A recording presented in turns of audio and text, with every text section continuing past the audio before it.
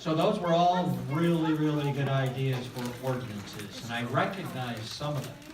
But first, I want to introduce again the panel members and have them tell you a little bit about themselves and how they got interested and where they're at and what they had to go through as women to get elected, to get involved, and to become a member of the community government.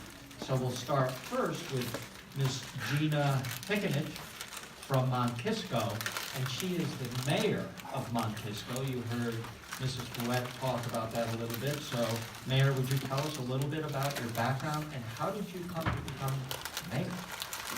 You know, this is a very interesting story because I never planned on running for office. This was not my path. I had no intention ever. But I live in a beautiful, wonderful community that I care very deeply about. I've been involved in a variety of things, particularly at the school. I have two wonderful daughters who are 14 and 16 years old. We own our home in our community, and the village had gotten to a point where there was a lot more opportunity. A lot of good stuff wasn't happening that could be happening. And a group of people got together who cared very much and who cared very deeply, and we said, we all need to do something about this. And so it was time to step up. So we all agreed that if I would run for office, everyone who was a part of this group would get on boards and commissions and step up and make a difference in the community. Because one person can't be the change. Everyone has to be a part of that. And we decided that we didn't want anything to do with politics. We just cared. So we created our own organization. There were people who are Democrats. There are people who are Republicans. There are people who are of the Independent Party. And we formed our own group called 4MK, for Mount Kisco. And we registered with the state of New York, and we got our own line on the ballot, and we went out and we went to work. And we talked to people about things that were important for them. And in doing that, lots of people agreed there was so much more that could happen in our community. I was honored to have been elected by the people in our community, but then the real work started. So all those people who sat around the dining room table had to stand up and get on the planning board, the zoning board of appeals, the recreation commission, the beautification panel. And so all these folks have stepped up, and in doing that, it was the first time in years, that we had full boards, a full slate of people who are stepping forward to make things happen in our community. So we've just gotten started. Lots of good things are happening. But again, the interesting thing here, it was never planned. It was never my path. And so having an open mind and looking at where opportunity is and trying to figure out how you can make a difference is what leads you to great opportunity. Excellent. Do you all agree with that? Yeah. Very good. Next, we have, do you have a question? Quickly? Name and stand up and project. My name is Catherine. I was wondering, what did you actually want to do? I've actually Did everyone done. hear that? The question is, what did you really want to do? Yeah, you know, it's interesting because I've done a lot of different things. I have a background actually in education, and so I never actually taught in the classroom. I do have a master's of science in secondary education, but I took that into a business environment. So I trained people on how to do their jobs really well, but then that actually became something a little bit different, and that moved into communications. So I did marketing and communications, and so I learned different things and different skills, like how to work with people, how to listen really well, how to communicate effectively, and those skills different jobs and different roles. Good. And now we'll hear from this, do you have a question? Okay. Can you stand up? Shout out your name. My name is Gina. Was it harder for you to run because you were a woman?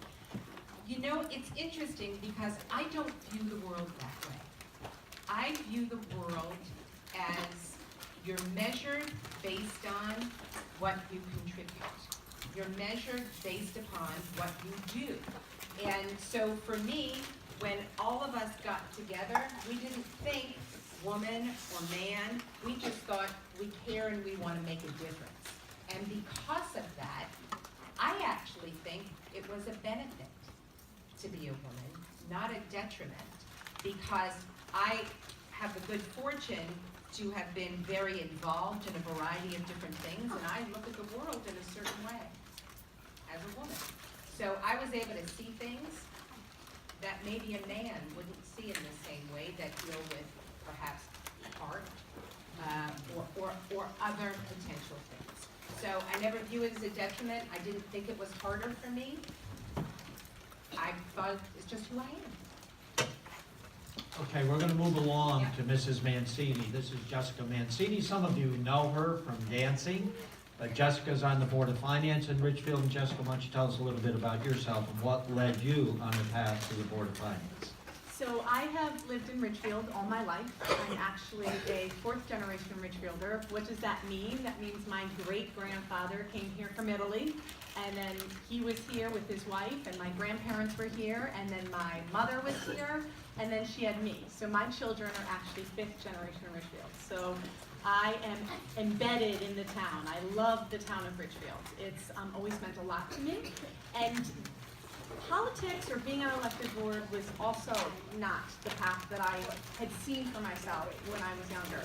I was always very passionate about the arts, and I loved to dance, and I loved to teach. And for maybe a year after high school, I had went to college, but my passion kept leading me to the dance world. And I auditioned a little bit in Manhattan for a few roles, but something was missing. I was not feeling, it was taking the joy out of my dancing, and truly what was missing was my ability to teach things. I missed engaging with the youth and with girls, and so I opened up a performing arts studio. I was working for one in town, and I said, this is what I want to do. I spoke to a landlord in town, and I created a business plan, and I did. So how did I end up here? Well, I am a very strong, I say what I mean, and I'm passionate about what I do. And as my children got into the school system, and I started to see our current boards and our current Board of Finance not moving in the direction that I felt was important for quality education, I became very involved as an advocate.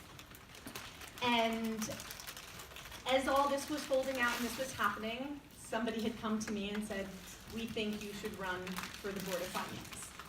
And I'm gonna tell you a secret today that I think only Rudy knows, and hopefully it's not in the Ridgefield Press tomorrow, but it doesn't matter.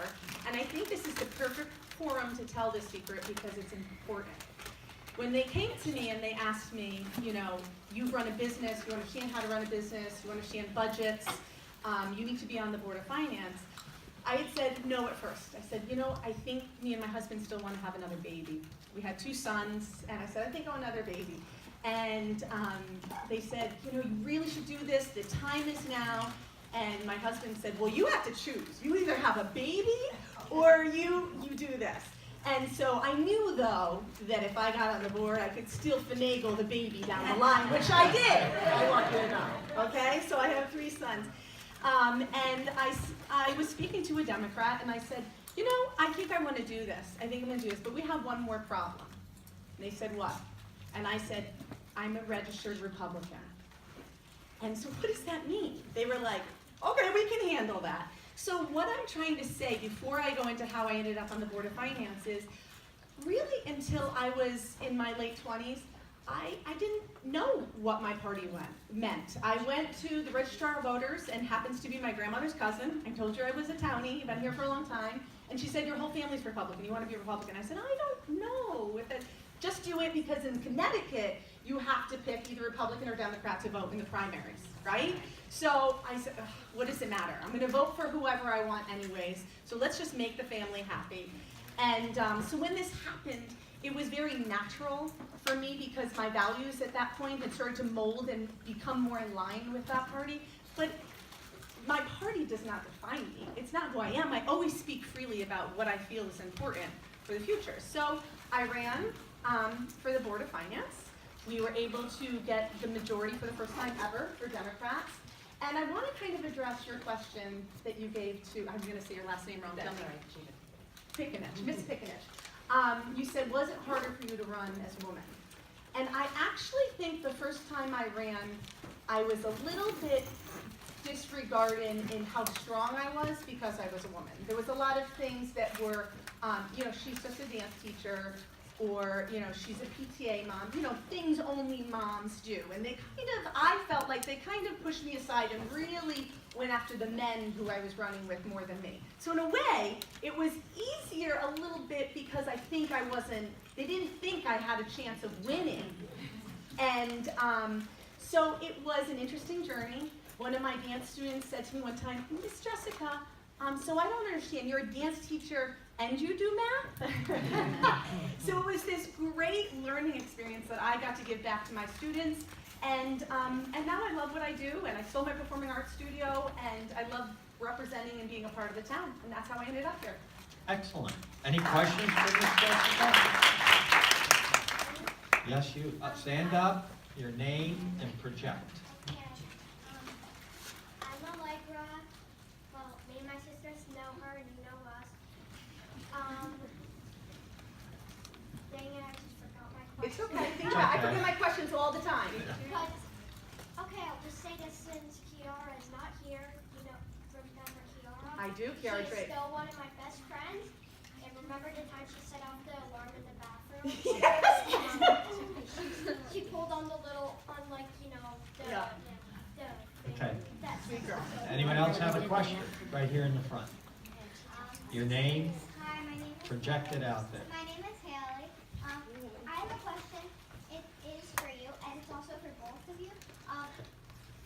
Since I knew you were saying that you were in the performing arts, what exactly did you picture your future to be in your head? Because you said you were trying out for things, and what exactly, both of you, what did you picture your future to be in your head? When I was younger, what did I picture my future to be in my head? You really want to know? A star. Didn't matter how I got there, didn't matter what it was, but I was going to be a star. I was going to dance across the stage. See this spotlight coming at me right now? It feels very good. So that's what I want. So it doesn't matter that I'm here or that I'm there. I got the spotlight, so it's good. It's interesting, because I didn't have a set plan. There were at different times I thought maybe I'd be a teacher. I always knew I wanted to be a mom. There was never a question about that. But from a career perspective, I never had a set plan. I think that benefited me, because I was open to all different possibilities. Okay. Excellent. We'll do one more question, then we're going to get into your ordinances, okay? So, 1, 2, 3. Did you already ask me? Yep, kid. I do. Stand up. You have to stand up, project, so everyone can hear you. Yeah. And I hi, Piper. My question is, do you have kids? I do. So I have a daughter, Nicole, who's 14. She's a freshman in high school. She really enjoys playing basketball. And my older daughter is a junior, and she plays piano and lacrosse and skis. So yeah, I'm very, very fortunate that I have two wonderful girls who round out our family. Great. Jessica, do you want to respond to that? I have 3 crazy boys. One almost 16, one 12, and one almost 5. And so this is why I love being around all you guys, because It adds an element that I usually don't have at all, so I love it. Good answers. Okay, so we're gonna go on to the ordinances, okay? Is that all right with everyone? What we'll start with first is the qualifying for no less than 5 kids going into town. Who had that ordinance? Over here? And if I say it incorrectly, I want you to repeat it. You would like to have an ordinance that when you leave the middle school, right, or any school, that you have to be a group of 5 with a leader? Am I correct? No, you don't have to have a leader, but it has to be no more than 5 if you're going unsupervised. Unsupervised, Mm-hmm. okay. And you have to be in at least 6th grade to be unsupervised. At least the 6th grade. Okay, so do you think everyone would like that ordinance? Because do you know what an ordinance is No, in a town? It's everybody a law. will hate it, but It's a law. So how many people here would vote in favor of it? If we had to have a town meeting, which I think we would do here in Ridgefield, and you would do in Kisco for a local ordinance, and we were asking you, and you were all people at a town meeting where we would come to have everyone speak what they believed and then vote, how would you vote for this ordinance? Would you vote yes, hold up, not yet, in favor of a group of no more than 5, correct? And you have to be at least in the 6th grade. How many would vote yes? The hands are starting to go up. How many would vote no? Well, what we do is, as the moderator of a town meeting, I would say the noes have it. And if someone opposed that and said, I want a hand count, then I would ask you all to raise your hands again. But we're gonna go to Mayor Picinich first to see what you would do in Kisco. Yeah, so it's interesting, in New York, the elected officials, how our government works locally is we have a town board. And the town board in Mount Kisco consists of a mayor and 4 trustees. Each of us have a same and equal vote. So if there was a law that was proposed, we have to write the law, share that law with the public, then we have something called a public hearing. And at the public hearing, folks come up, share their views and their perspective. The board takes that information, may modify or change the law, they put out a final, and then the board votes on that law. So the folks in our community elect us to make decisions on their behalf. Interesting. Different. It is different, because as I said, in Ridgefield, we do have public hearings, but we have to have a town meeting where we invite everyone in town who's an elector. Do you know what an elector is? Someone who is registered to vote. Yeah. They come to the town meeting and they vote just like you did here. Yeah, no, that's Yes really or no? interesting. Because again, different form of government, so we have a representative government. Yeah. Different. Mhm. The other thing that I just wanted to say, the important thing to keep in mind is that laws are supposed to help and accomplish something, right? They're supposed to do something that creates a positive impact on the end. So that's the thing to consider when you're writing a law. Correct. That's right. Jessica, did you want to add anything on that?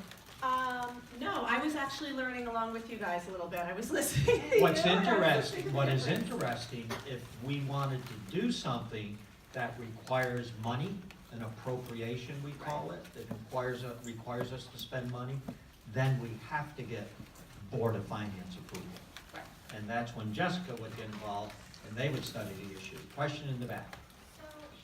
Stand up and your name, please, and project nice and loud. Oh, I'm sorry, I didn't know you had a crutch. Wait, and I have a question for your campaign. What if, like, you went with a group of 5 people and another group of 5 people, and you went under 2 separate groups? Could you meet up at some point in the town, or would you have to stay separate? I don't know, who's the writer of the ordinance? There's the author of the ordinance, so could the kids pull together when they got into town, or would they have to stay separate? They could could probably pull together as long as they didn't go into a store. 'Cause That's then one of the really issues in town that we do have. Also, I have a question. Sure. So, if so, if you had the do they vote on all the laws like that? Because there's certain laws that you just have to have. So. Yeah, there are state laws. We have 3 forms of government in our country. We have federal, we have state, and then we have local for the most part. Some states have county government as well with county laws. But in Connecticut, at our local level, they're called ordinances, but we also have what are called state statutes. And most of those statutes are what, for example, allow the police department to do what they do. They operate under state statute. And a lot of what we do is under state statute as well. In our statutes, it's section 7 that pertains to all municipalities, and that's what gives us the authority to do what we do. But I think our law is like, it's becoming a real issue.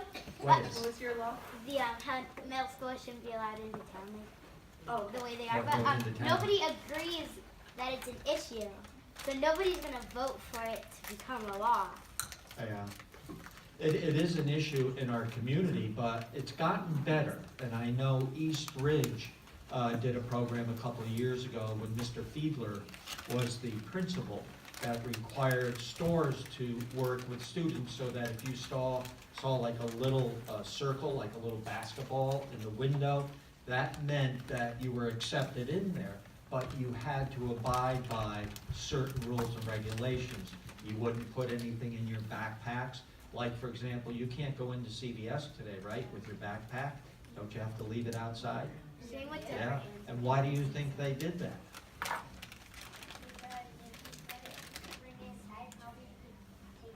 People were taking things, and that was unfortunate. So the law is something we would rather not do, as far as I'm concerned. I would rather see you, the individuals, adopt your own set of rules and follow them. And that would make it much more accepting to everyone. And also, Rudy, I mean, coming back to this ordinance over here that was about vaping, if it's a public health initiative, it wouldn't be a law of the town either. That ultimately, the high school has policies that they can follow through with, and there can be restrictions and there can be consequences, but, you know, we have to follow state law. Right, we do. Did I So let's talk a little bit about artificial food and bouncing hot dogs And cardboard pizza. and cardboard pizza. Okay, so we only have a little bit of time left, so let's move this along. Do you really feel the food is not nutritional, that it's bad in the school? Really? Is it all East Ridge? Is it elementary? What schools are you from? Because we have a lot of Just different. the elementary school. What schools? Ridgeberry, so it's consistent all the way across the district. So maybe we don't spend enough money on it, and that's a good question for Mrs. Mancini. Well, no, I don't know about that. And I also think, you know, personally at home, a lot of us eat. Bouncy hot dogs. No, well, maybe in my house, but, you know, a lot of us are more knowledgeable about food in our area. We have good education, so we understand what a lot of sugar can do to us. So I think that probably when you're talking about public education, you can't go that far regulating that people can't have all of this. However, there are regulations as far as, aren't there not any? Nutrition, they're both state regulations and local. I know our Board of Education reviews that and wants to be sure that you get everything you need to feed your brain, to feed your body, to give you the energy that's proper. But that doesn't mean there's not something you can't do about it. Or You know, do there's- better. Right, or do better. And so you should always use your voice, and you could write to the Board of Education, or you can, you know, speak to your teachers at school about different options that you would be able to, who you would write to about getting changes made. So just because something is set doesn't mean you can't get better at it. But, did you want to say? Yeah, there may be a difference between something not tasting good and something being nutritious. I know in the state of New York, schools, there are requirements for schools that have to be met. So there needs to be a protein, a vegetable, and I'm sure it's very similar here in Connecticut. So, but I will share this with you. I think since the beginning of time, and I'm sure I was there about them at the beginning of time, that's how old I am, school lunches have never tasted good. So this is not a new phenomenon. This is not a new phenomenon. That's right. So would we pass an ordinance requiring certain requirements? And in that ordinance, do you have taste as a requirement, or do you have nutrition as the requirement? What do you think? I think you should, Nutrition? the nutrition is actually the important one out of the two. You're right. Because I mean, like, I personally, I hate spinach. It doesn't mean the spinach isn't nutritious. I mean, like. So would you eat it? I love spinach. Who hasn't spoken? Over in the back. Go ahead, yep, you. Loud and project your name. I would think nutrition would be one of the most important things. Something that's important to me personally is having different options for different diet choices or requirements. Like obviously there's peanut-free things, but I think it would also be important to have like gluten-free options, or if someone wants to like a paleo kind of option, like probably not completely, but something that could kind of be similar to that. Yeah. Because I And have a lot of that diet is what the restrictions. school board tries to balance. How much do we spend? Do we create various menus for different people? That means they're carrying a lot more food, much larger inventory, and it becomes expensive, and the taxpayers don't like that. So I happen to think that that's a priority. Healthy eating is critical. In fact, we're doing that for all town employees now. We have worked with the VNA, our VNA here in town, the Visiting Nurse Association, to create a nutrition program that everyone can go to for free. Yes, Ms. Lewin? 3 minutes. Okay, bullying.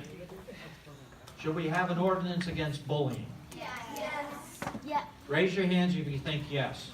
I have a Okay, so we're gonna do that. In fact, that is a regulation in a lot of schools right now, right?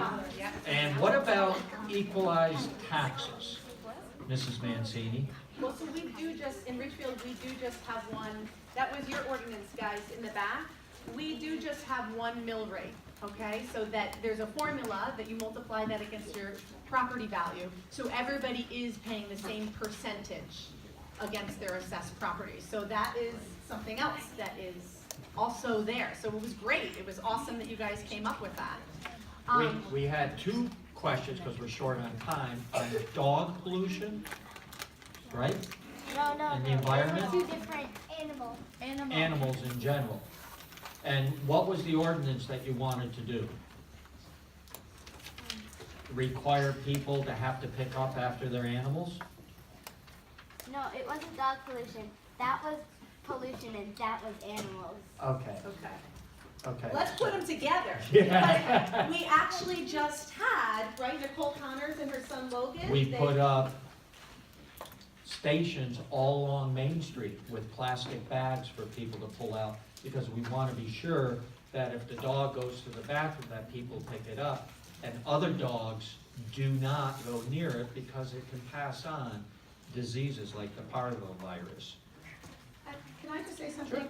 One question, since we're running out of time, one question that we didn't get to that I really wanted to speak to you guys a little bit about, it was, what was our elementary and our middle school years like, us personally? And I wanted you guys to realize that my younger years were very difficult. When I was younger, I had a single mom. I was bullied most of the time in every single, from elementary to middle school to high school. And when I shared that a lot of times with my dance students, they thought, that seems weird, because they see me now today and they say, oh, she has pretty red lipstick on, she must have been so popular. But that's just not the case. So I want you guys to stay strong in knowing who you are, what your values are, what you look like, and be proud of that, because you never know where your path is going to take you, and you just keep moving forward and know that you are pure gold inside, and you have so much to offer this world. Well Never said. ever forget it. Well said. Gina, anything final? Okay, so far I have to say that this has been a wonderful experience for me. Seeing all of you here so actively engaged and asking questions gives me great hope for our future. We have to be thinking, all of us, about what happens next. And to know that all of you are here to kind of carry the banner as we continue on is a beautiful and wonderful thing. So I thank all of you for all that you do, and keep thinking and keep dreaming and keep imagining what all the possibilities can be. Wonderful. Thank you all very, very much.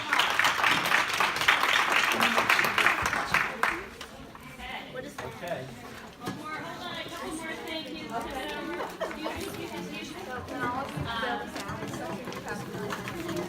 Okay, many thanks to First Selectman Rudy Marconi for leading us today.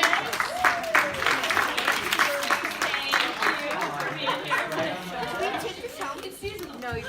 And for Mayor Gina Picinich for coming all the way from Mount Kisco.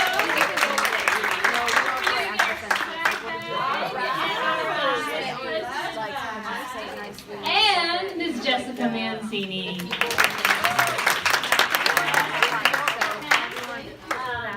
So again, many thanks to our panelists. This was a really exciting session. You guys were just fantastic.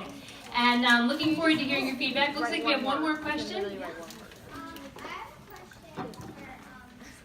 question for Mr. Mayor. Mr. Marconi, oh, that's fair because you didn't offer questions for you. That's right. Go ahead. the panelists. Since we already heard on that Gina and Scott did not know what their passion was. Good question. Did you want to become the mayor? If you did, why? And if you wanted to do something else, what was it? I know, so I'm going to tell you if he's not telling the truth. Okay, go ahead. So this is the last question today because then we have a couple things we have to tell you. So Mr. Marconi. Well, when I grew up in Ridgefield and went to school when I was a little boy, I always wanted to play sports. So I dreamed of being on the New York Giants or on the New York Yankees. I always had a passion for that, but when I got older, I realized, well, I'm really not that good at sports. I was pretty good, but not great. So then I said, I have to go to college. That was the single most important thing to me. So I made up my mind I was going to go to college. And I had to work. I went to night school, I went to day school, I worked nights. I did anything I could to finish. And I got my first job in the paper industry in sales. But I was traveling a lot and I hated it. I didn't like getting on an airplane and flying here and flying there and sleeping in hotels. And in 1989, I decided to get involved in town government, and I ran for planning and zoning. When I got elected, and then in 93, I decided, you know what? The Board of Selectmen really makes the policy for the town, so I would like to be there. So I ran for the Board of Selectmen and got elected. And then I remember telling my wife, Peggy, that, you know, maybe I should run, and she said, don't even think of it. And I said, you didn't even let me finish. And I wanted to be the first selectman because I want to be able to work with people and help people. Like Mayor Gina said, there are so many things that need to be done in our town for someone to work at it and make it happen, to make our town the great town that it is today. And I hope you agree with me. We have a nice community. Right? Now, could things be better? Sure. But that's kind of how I got to where I am. Did I think I wanted to be this when I was your age? No, not at all. I had other dreams, but you never know what happens in life. I guess we're all the same. Yeah.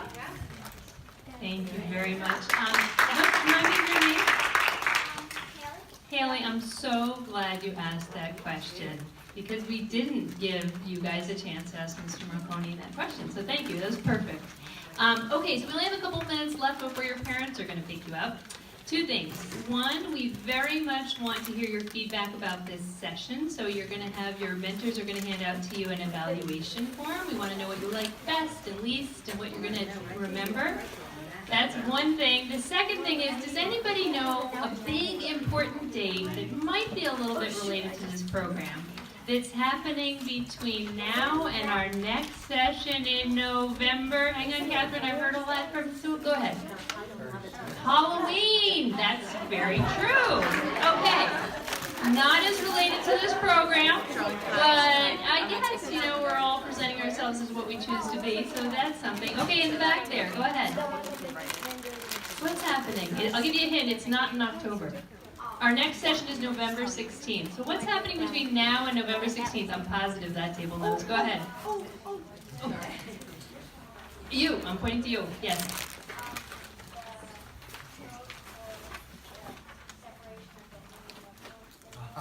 The vote for the separation of what? What did she? I can't hear her. Separation of Okay, so that is true.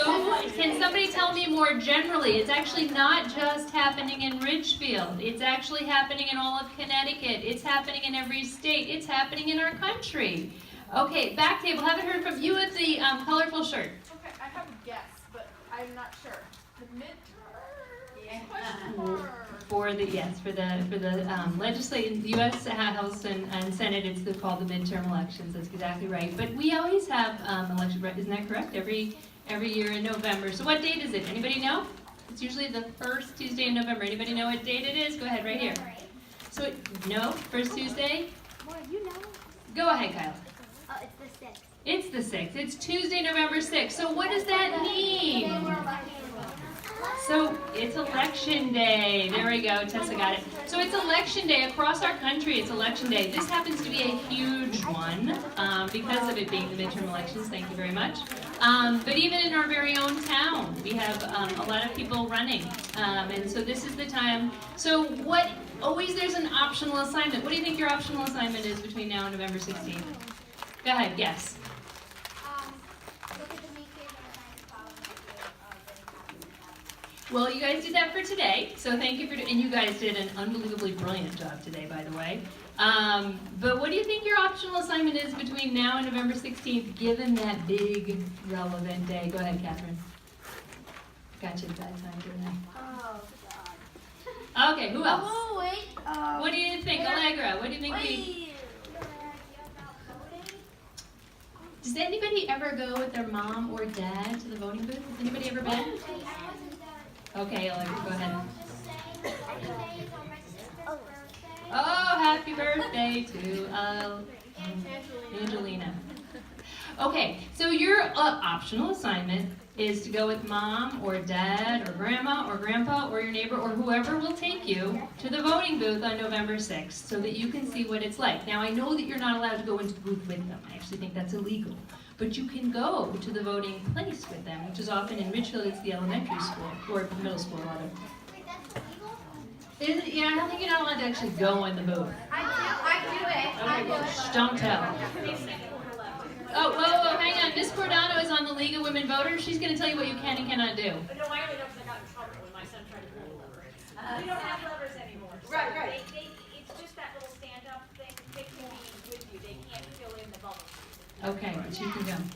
So I want everybody to wear their I voted sticker on November 16th. Save your sticker and show me that you went with mom, dad, or your neighbor to vote. Okay, Catherine's remembered what she was going to say. No, I did. But my mom's also in the League of Women Voters. Let's go. Excellent. League of Women Voters is a partner with us in this program. Okay, so we had, we're not going to worry about that. We're going to take some pictures. And basically, you guys, please fill out your surveys. What's the rule?